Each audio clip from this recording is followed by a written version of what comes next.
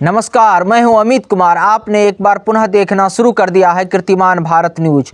आपको बता दें, आज संपूर्ण भारतवर्ष नेताजी सुभाष चंद्र बोस की 125वीं जयंती मना रहा है। इस मौके पर संपूर्ण देश नेताजी को और उनके त्याग और बलिदान को और राष्ट्र के लिए किए गए उनके कार्य को याद कर रहा है। इसी मौके पर देश के प्रधानमंत्री नरेंद्र मोदी ने इंडिया गेट पर नेताजी की एक प्रतिमा का अनावरण भी किया। आपको आपके जानकारी के लिए बता दें कि जिस स्थान पे आज नेताजी सुभाष चंद्र बोस की प्रतिमा का प्रधानमंत्री मोदी ने अनावरण किया, उसी स्थान पे पहले ब्रिटेन के शासक यानी ब्रिटेन के राजा जॉर्ज पंचम की प्रतिमा थी, जिसको जॉर्ज पंचम की मृत्यु के बाद 1936 में स्थापित किया गया था। आपको बता दें कि जॉर्ज पंचम 1910 से 1936 के बीच ब्रिटेन का राजा था। उन दिनों भारत पे ब्रिटेन का शासन था। इस कारण वो उन दिनों ब्रिटेन इंडिया का भी राजा था, यानी उन दिनों भारत गुलाम था। उन दिनों गुलाम भारत के भी जॉर्ज पंचम उन दिनों राजा था।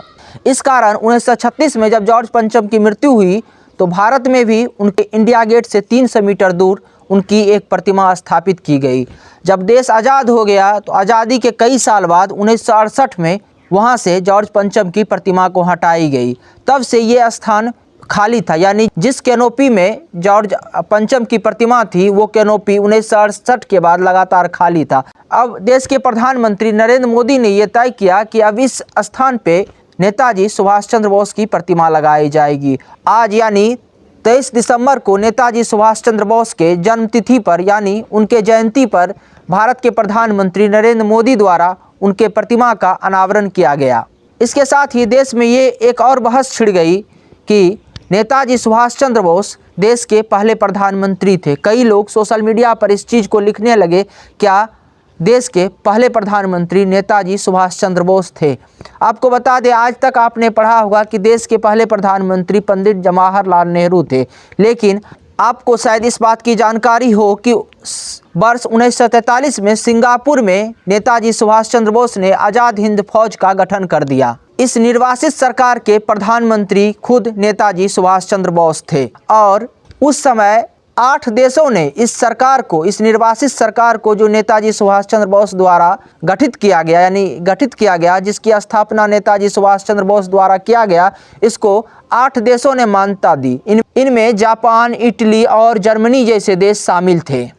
नेताजी सुभाष चंद्र बोस ने आज़ाद हिंद फौज के गठन के साथ ही भारत को अंग्रेजों के शासन से मुक्त कराने के लिए सशस्त्र संघर्ष शुरू कर दिया। आपको बता दें कि हमारे इतिहास में नेताजी के योगदान को हमेशा कम करके आका गया है। आपको बता दें कि इतिहास में जो स्थान नेताजी को मिलना चाहिए, जो स्थान सुभाष चंद्र बोस को मिलना चाहिए, इतिहास ने वो स्थान उनको नहीं दिया। देश में नेताजी को उतना सम्मान नहीं मिला जिसके वो हकदार थे।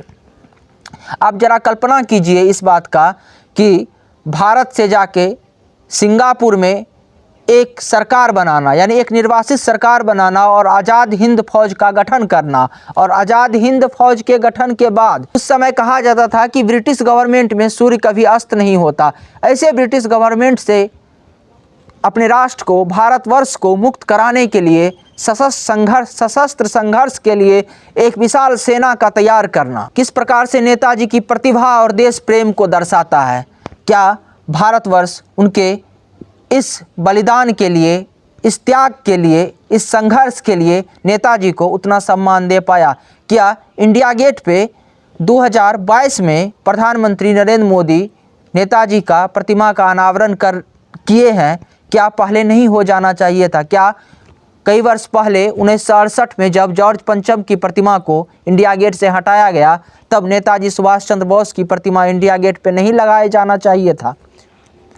ये सारे प्रश्न उठते हैं और इन सारे प्रश्न का उत्तर हमेशा देश के लोग ढूंढते रहेंगे और इतिहास में इन सारे विषयों पे प्रश्न किए जाएंगे। आपके जानकारी के लिए बता दें कि नेताजी सुभाष चंद्र बोस ने अंग्रेजों से मुकाबला करने के लिए, अंग्रेजों से को भारतवर्ष से खदेड़ने के लिए इतने शक्तिशाली फौज का निर्माण कर लिया था कि 18 अगस्त 1944 को आज़ाद हिंद फौज ने भारत में दाखिल किया। अंग्रेजों के खिलाफ कोहिमा और इस्फाल में भीषण युद्ध लड़ा, परंतु नियति को कुछ और मंजूर था। इस युद्ध में आज़ाद हिंद फौज की सहायता के लिए जापान के वायुसेना को आना था, लेकिन जापान के वायुसेना समय पर नहीं आ सकी, जिसके कारण आज़ाद हिंद फौज को एक बार हार का सामना करना पड़ा। परंतु सबसे बड़ी दुखदाई खबर तब आई जब 18 अगस्त 1945 को नेताजी सुभाष चंद्र बोस की एक विमान दुर्घटना में मृत्यु की खबर आई और इसके साथ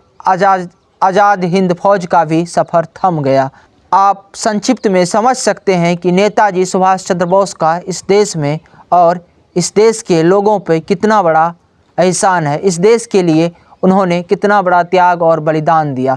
जिस भारतवर्ष सदा ही नेताजी सुभाष चंद्र बोस का ऋणी रहेगा कि उन्होंने इस राष्ट्र के लिए जो त्याग और बलिदान दिए हैं, उनके लिए सदा उनको देश याद करता रहेगा और देश के कोटि कोटि जनों के हृदय में सदा नेताजी सुभाष चंद्र बोस वास करते रहेंगे।